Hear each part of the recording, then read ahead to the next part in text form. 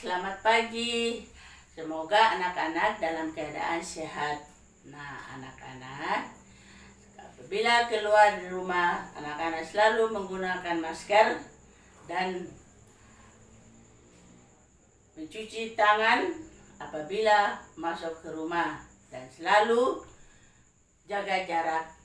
Nah, anak-anak, sebelum kita mulai pembelajaran kita pada pagi hari ini, nah, anak-anak, mari kita berdoa menurut agama dan kepercayaan kita masing-masing. Nah, bagi yang beragama Katolik, mengikuti dengan cara saya. Berdoa mulai dalam nama Bapa, Putra, dan Roh Kudus. Amin. Doa selesai dalam nama Bapa, Putra, Roh Kudus. Amin. Nah, anak-anak, pada pagi hari ini kita akan mulai pembelajaran kita. Tema 5 tentang pengalamanku dan subtema kedua tentang pengalaman bersama teman. Nah, anak-anak, adapun tujuan pembelajaran pada pagi hari ini, pertama, meniru gerak tubuhan dalam tari. Dan yang kedua, mengenal ungkapan permintaan maaf. Dan yang ketiga, menyebutkan aturan bermain di rumah. Dan yang keempat, membilang secara urut bilangan 21 sampai dengan 40. Nah, anak-anak, pada pagi hari ini kita akan belajar tentang menirukan gerak tumbuhan dalam tarian. Nah, tiruan gerak tumbuhan bisa menjadi gerak tari yang indah. Nah, anak-anak perhatikan ibu guru ya. Ibu guru akan beri contoh. Saat meniru gerak tumbuhan, kaki harus diam di tempat. Nah, jadi kalau kita ini gerakannya ke kanan, nah, lalu kiri. Tuh. Hanya yang kedua, hanya tangan dan tubuh yang digerakkan. Nah, kaki diam di tempat, jadi tangan ini, nah itu gerakan tumbuhan. Nah, contoh meniru gerak tumbuhan. Nah, ingat ya, seperti ibu guru sampaikan tadi, kaki diam di tempat. Yang digerakkan adalah badan dan tangan. Nah, perhatikan, ibu guru akan berikan contoh. Nah, ke kanan, nanti ke kiri, ya. Atau tangan ini ke depan, atau ke belakang. Nah, juga kanan lagi dan ke kiri lagi. Nah, itu sudah ibu guru. Nanti anak-anaknya buat contoh dan foto, kirimkan ke ibu guru ya. Ibu guru akan mengambil nilai nanti. Nah, anak-anak, contoh meniru gerak tumbuhan, gerak daun berayun. Gini, ingat ya, tangannya didiamkan gini, daun berayun. Ya, tuh. Nah, kalau gerak pohon tertiup angin, nah, ingat seperti ibu guru berikan contoh.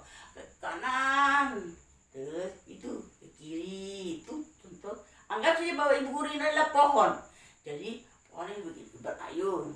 Ini kan ditiup angin. Nah, meniru gerak tumbuhan. Gerakan tumbuhan dalam air juga bisa menjadi gerakan tari. Contoh, pokoknya lihat, ini contoh tumbuhannya dalam air. Nah, anak-anak gerak tari meniru gerakan tumbuhan. Air lebih lambat. Ini air yang menetes ini itu lambat. Kalau badan dan tangan meliuk-liuk dengan lembut gini. Nah, itu contohnya meliuk-liuk tangan ini. Nah, itu gerakan badan dengan membuat tiruan. Mengenal ungkapan permintaan maaf. Nah, kesalahan bisa terjadi tanpa sengaja. Nah, apabila hal tersebut terjadi, orang yang melakukan kesalahan sebaiknya segera meminta maaf. Betul sekali anak-anak. Nah, contoh, maafkan ya, saya tidak sengaja. Nah, bagaimana cara meminta maaf? apabila kita membuat kesalahan. Mari anak-anak, Buku akan berikan contoh. 1. Meminta maaf harus dilakukan dengan ikhlas, bukan dengan terpaksa. Yang kedua, artinya meminta maaf harus dilakukan dengan sungguh-sungguh, tidak dengan keadaan terpaksa. Nah, kalau kita mau melakukan kesalahan itu, harus kita meminta maaf. Jangan dipaksa, kamu minta maaf. Tidak. Kita harus sadar bahwa kita itu sudah membuat kesalahan, harus meminta maaf kepada teman yang kita berbuat kesalahan. Nah, kalau kita sudah berbuat kesalahan, wajib kita ucapkan dengan jujur. Kita ucapkan jujur. Kita harus jujur. Betul-betul kita melakukan kesalahan itu, kita harus jujur.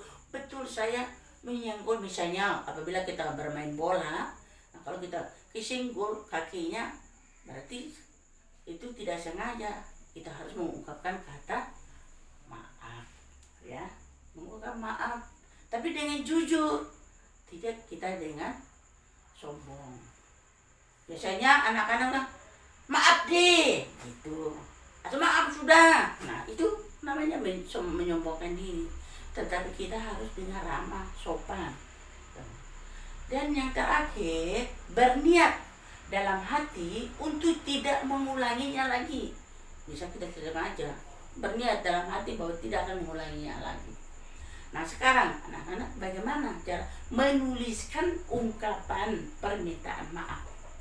Contoh, maaf ya, saya tidak sengaja mematahkan pensilmu.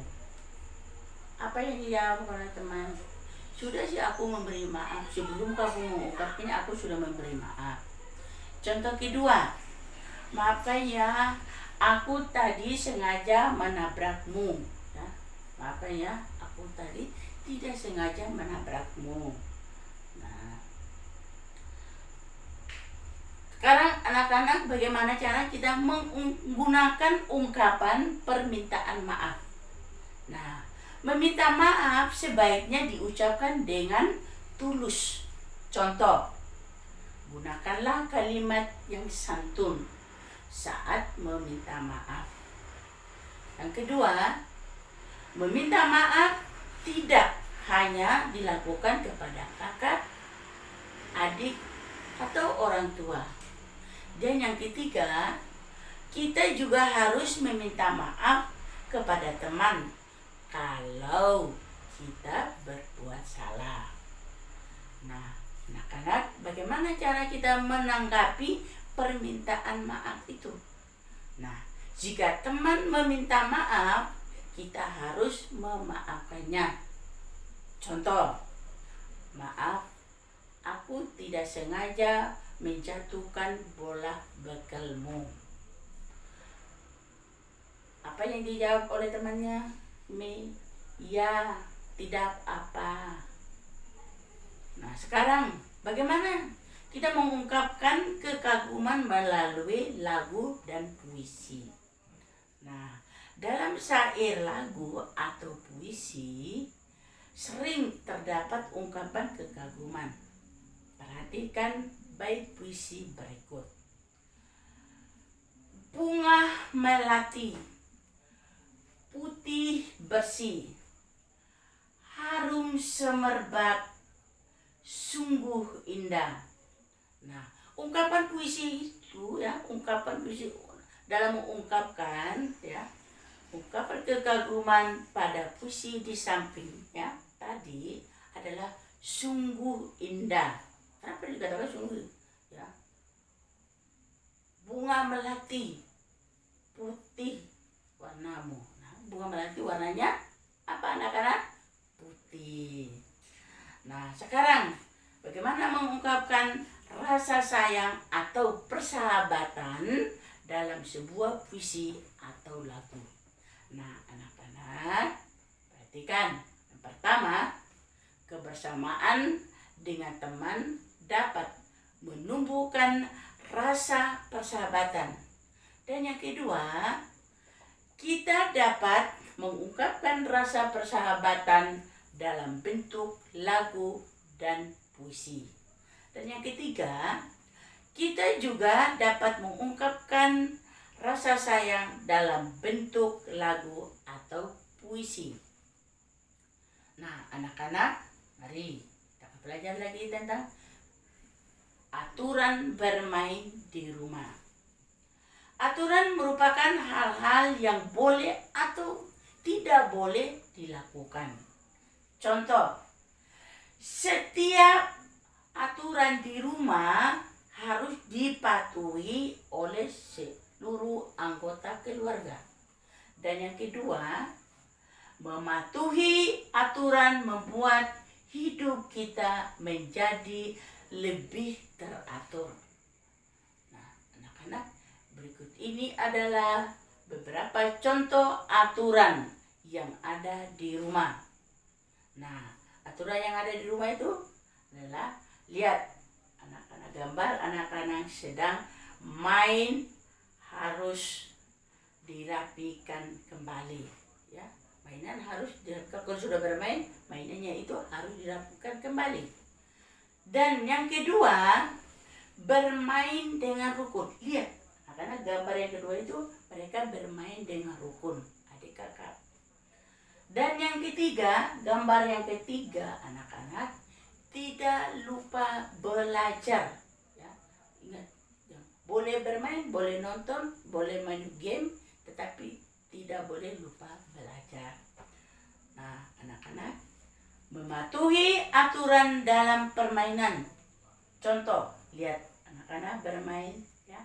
Salah satu aturan dalam bermain lompat tali. Lihat, ada 3 orang yang bermain lompat tali. Nah, jadi ada aturannya. Aturan yang dibuat itu adalah tidak boleh menyentuh tali ketika sedang melompat. Jadi ada 3 orang, 1 orang pegang talinya, 1 orang, ada 2 orang pegang tali kiri dan kanan. 1 orang itu melompat.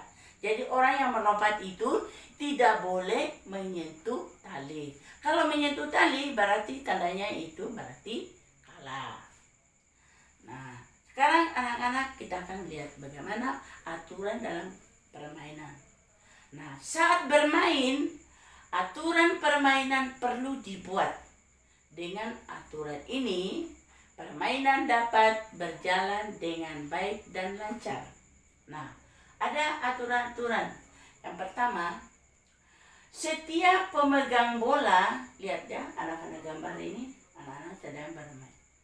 Setiap pemegang bola menyebutkan satu bilangan antara 21 sampai dengan 40. Dan yang kedua, bola dilemparkan kepada peserta lain. Lihat gambar anak-anak, bola dilemparkan kepada peserta lain.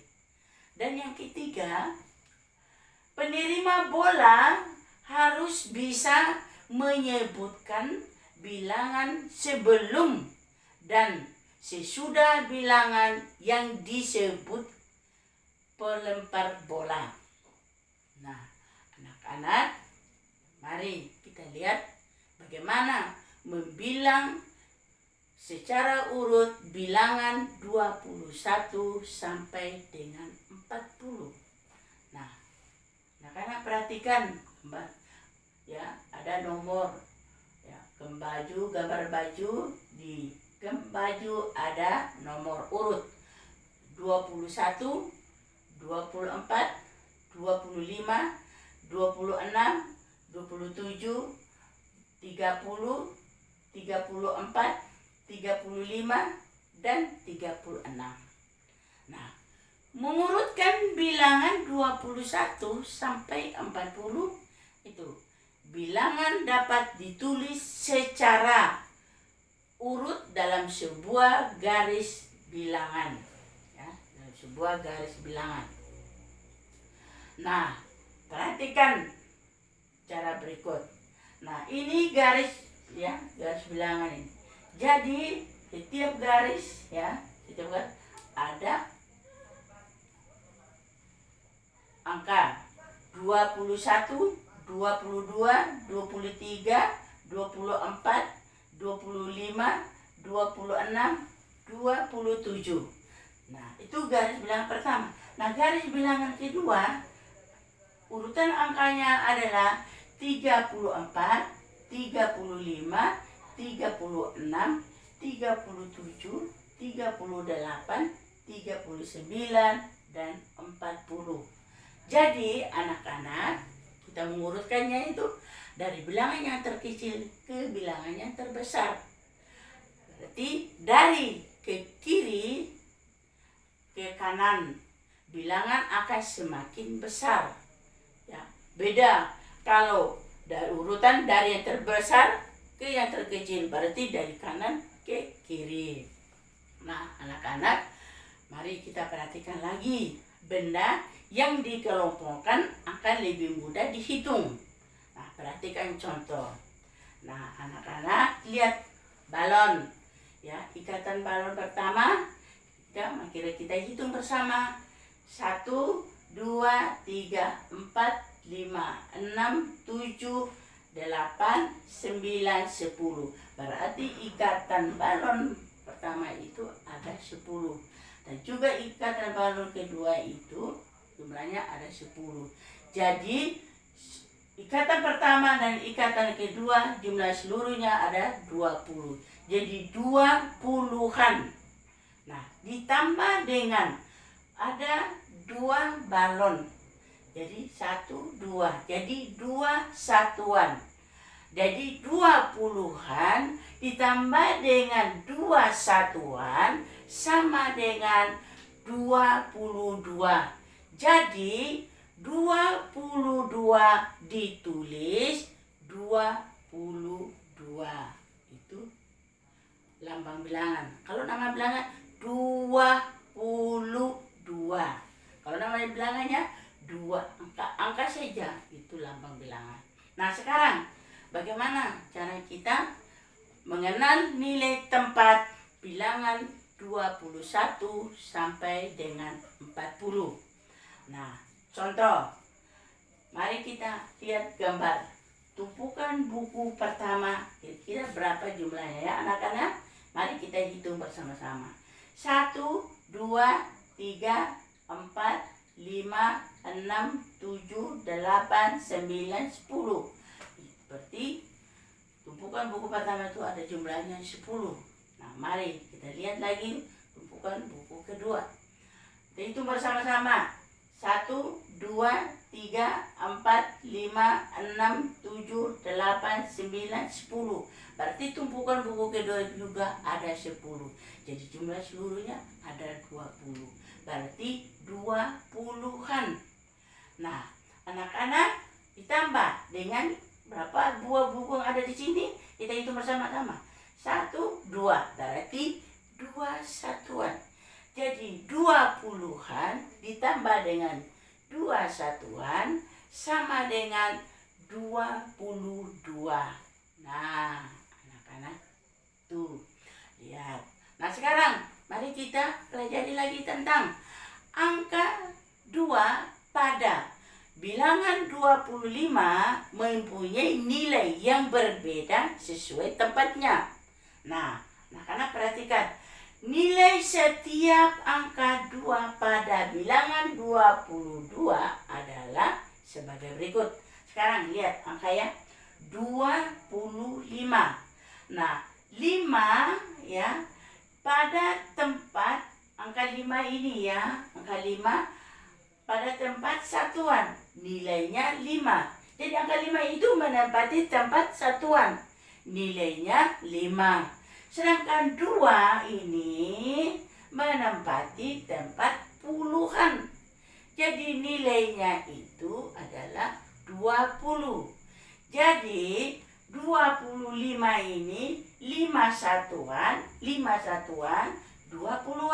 5 menunjuk tempat satuan, nilainya 5. Dan 2 menunjukkan tempat puluhan, dan nilainya 20. Jadi 20 ditambah dengan 5 sama dengan 25. Nah, itu anak-anak. Apakah anak-anak sudah mengerti atau sudah paham yang apa Ibu Guru jelaskan tadi?